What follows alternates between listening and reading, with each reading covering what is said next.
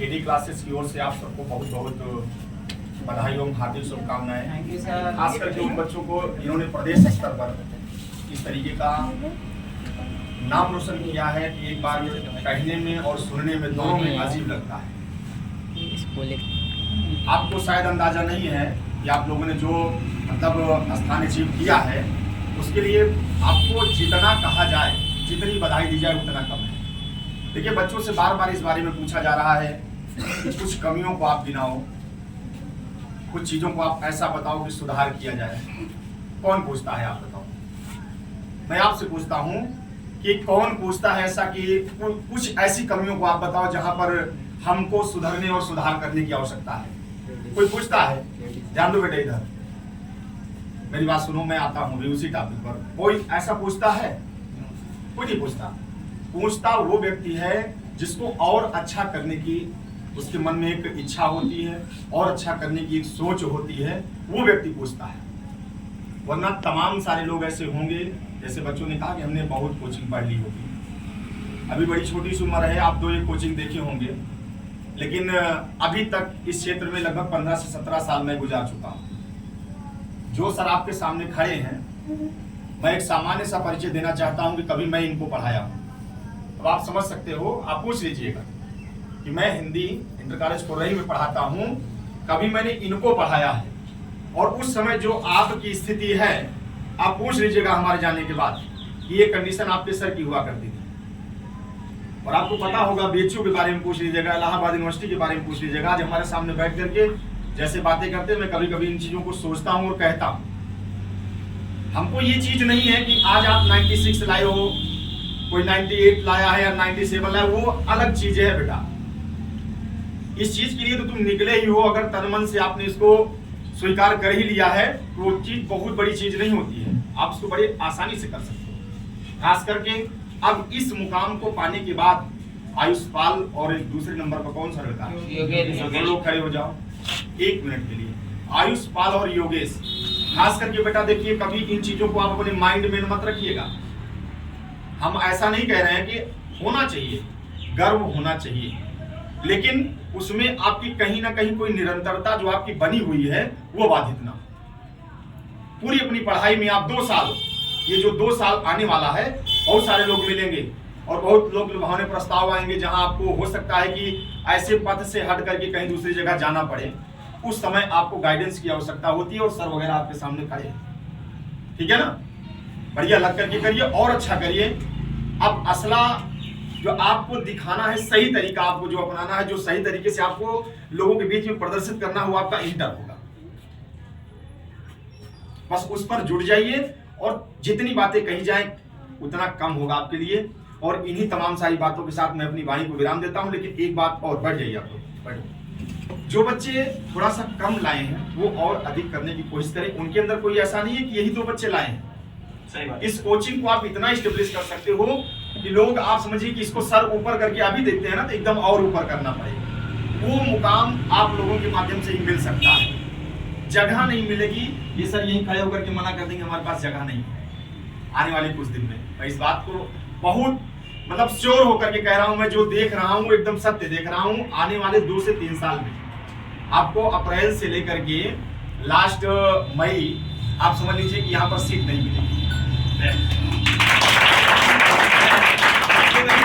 वास्तविकता ये है कि पहली ऐसी कोचिंग है जहां पर कोई व्यक्ति रात में आपको रोक करके पढ़ा रहा है। मेरी बात ध्यान दीजिए, इधर देखिए बेटा, आप लोगों को पहली ऐसी कोचिंग कोई मिली है जो कोई ऐसा टीचर, जो कमलेन सर हमारे बगल खड़े हैं और संजय सर, ये कहते हुए उनको बड़ा गर्व हो रहा है कि कभी हम इसलिए बता दे रहे हैं कि हमको आज बड़ी खुशी हो रही है कि हमारे द्वारा पढ़ाए गए बच्चे इस तरीके से कर रहे हैं कि आपको 96 विद्यालय के हमारे हाईएस्ट, एक बार एक लड़का रहा है किशन कुमार शुक्ला, इंटर का छात्र रहा है 94.5, 94.5% था। उस बच्चे को मैं एक चीज कहता रहा, उसने कभी नहीं सुना।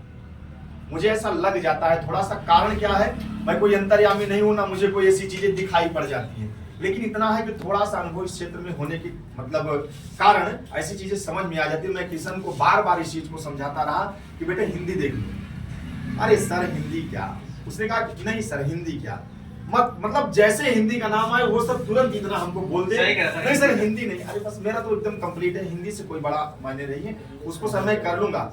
मैंने कहा बेटा देख लो, लास्ट टाइम में पेपर के दिन मैंने उसको कहा कि 1 दिन का समय दे दो, आप देख लो। मुझे ये चीज लग रहा था कि ये लड़का कर सकता है। और आपको हम क्या बताएं कि रिजल्ट आया और जब हिंदी का उसने मार्क्स देखा तो आप समझिए कि सर पकड़ करके बैठ गया। लगभग 1-1.5 घंटे तक किसी से बात नहीं। नंबर आए थे उसके, उसमें 85 नहीं, बाकी सब में 95 प्लस नंबर थे उसके, बड़ी 90 प्लस थे।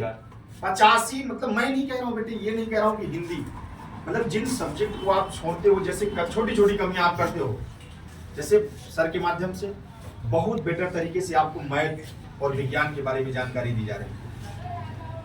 आप अपने मन की बात सोचिएगा, सर के माध्यम से इंग्लिश आपको बराबर उसमें मतलब कंटिन्यूटी बनी हुई है, देख रहे हो, सही करें कि गलत? लेकिन एक चीज है जहां से आपको ये लगता है कि ये चीज मैं बड़ी आसानी से कर लूंगा, वो होती है एक ऐसा विषय है हिंदी, और दूसरा वो विषय है सोशल साइंस, जिसमें आपको शायद पता नहीं होगा कि वो सामाजिक विज्ञान है। उसमें 4 सब्जेक्टों का कॉम्बिनेशन है। कितने हैं सब्जेक्ट उसमें? कौन कौन है कोई बताएगा? इतिहास है, भूगोल है, नागरिक शास्त्र और कौन सा शास्त्र? 4 सब्जेक्ट का कॉम्बिनेशन है। मतलब 4 सब्जेक्ट में कहीं आपका कोई ऐसा बच्चा है नहीं कि जो चारों सब्जेक्ट उसका कंप्लीट हो। कारण मैं इसलिए बता रहा हूं कि मैं आर्ट का छात्र रह चुका हूं, मैं समझता हूं कि सोशल क्या है, और सोशल साइंस में पीजी हूं, पोस्ट ग्रेजुएशन मेरा एक सोशल साइंस से, दूसरा हिंदी से। तो सोशल साइंस बेटा एक हाई स्कूल स्तर पर ऐसा सब्जेक्ट है जिसको बच्चे पढ़ते नहीं है, बस गेस करके चले जाते हैं। और जिस दिन आप आधे घंटे, 15 मिनट, 10 मिनट सर के माध्यम से, मैं नहीं कर रहा हूं, ये जो बच्चा लाया है आज 96 पॉइंट, ये 97 या 98 कर सकता था। आप जब एग्जाम में बैठे थे तो आपको ऐसा नहीं पता था कि मैं इतना कर जाऊंगा, लेकिन आपके अंदर बहुत अच्छी ललक रही होगी कि मैं अच्छा करके आऊंगा। कुछ ऐसे सब्जेक्ट रहे होंगे, कुछ ऐसी रुकावट रही होगी जहां आपको लगा होगा कि हमारा मोरल डाउन हो रहा है। अभी एक बात और मैं बताना चाहूंगा, मीडिया के माध्यम से बात निकल करके आई अनु, इसने कहा कि मुझे कुछ ऐसी चीजें होती है जो मैं उनको बना नहीं पाई, कुछ हड़बड़ाहट, कुछ ऐसी गड़बड़ी। एग्जाम का नाम बड़ा बुरा होता है। क्या होता है? बड़ा बुरा होता है बेटा। इतना समझ लो कि आपके जमाने में तो बैच नाम की कोई चीज, ऐसा कोई पक्षी वहां प्राणी नहीं दिखाई पड़ा होगा जिसको चिल्लाया जाता हो। सर आप बैच सुने थे कि नहीं सुने थे?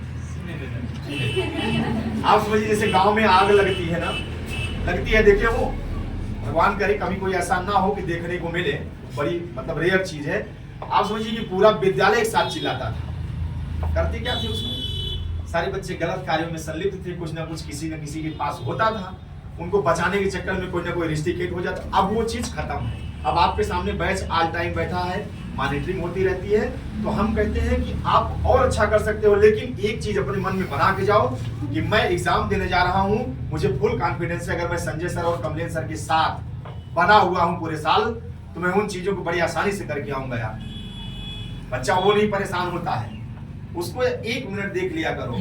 जिसने पूरे साल कोचिंग का मुंह नहीं देखा है, विद्यालय का मुंह नहीं देखा, बड़े ठाठ से हंसते हुए जाता है और लौट फिर के आता है। सोचा है कभी? दोनों चीजों को आप सोचो। क्यों उसने कभी सोचा ही नहीं कि मुझे ये करके आना, बस एकदम उस टाइम आपको वो बनना है। सिर्फ इतना आपको देखना है कि मैं जो करने आया हूं, मैं पूरे साल कर चुका हूं, बस हमको क्या करना है, उसको कार्य रूप में परिणित कर देना है। बस कभी मोरल डाउन नहीं होता है। एग्जाम वगैरह ऐसी चीज होती है कि मैं भी एग्जाम में बैठता हूं, सर भी एग्जाम में बैठते हैं। वनडे एग्जाम ऐसा होता है कि अब ऑब्जेक्टिव मिलेगा आपको, अगर प्रेजेंट ऑफ माइंड ठीक नहीं है तो चीजें गड़बड़ हो जाती है। लेकिन आप बहुत अच्छा किए हो, इसके लिए एक बार पुनः बहुत बहुत धन्यवाद। इस कोचिंग संस्थान को पहुंचाने का काम किया है, पुनः बारंबार धन्यवाद, और बहुत सारा शुभाशीष की और भविष्य में और अच्छा करें। सर का बहुत बहुत धन्यवाद कि उन्होंने